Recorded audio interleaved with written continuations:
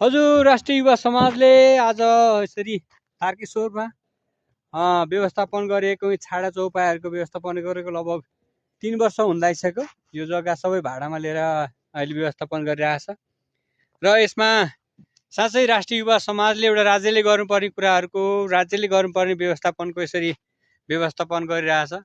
हेर्न सक्नुहुन्छ, यो अब गोठ पनि त्यति राम्रो छैन होइन, त्यति मजबुत बलियो छैन र यसलाई चाहिँ अब राम्रोसँग बनाउँ। अझ यो गौशालाको लागि कान्जी हाउस भन्छ, कान्जी हाउसको लागि चाहिँ यो राम्रोसँग यो भुइँदेखि लिएर माथिको छानादेखि लिएर सबै व्यवस्थापन गर्ने भनेर अहिले साउन 1 गतेदेखि 30 गतेसम्म पशुपतिमा कार्यक्रम गर्न लागेकोले सबैले यी राष्ट्रिय जनावरको संरक्षणमा लागि परौँ। हेर्न सक्नुहुन्छ, यो भुसा हाल्ने टुँड यस्तो छ, यहाँ बस्ने ठाउँ यस्तो छ।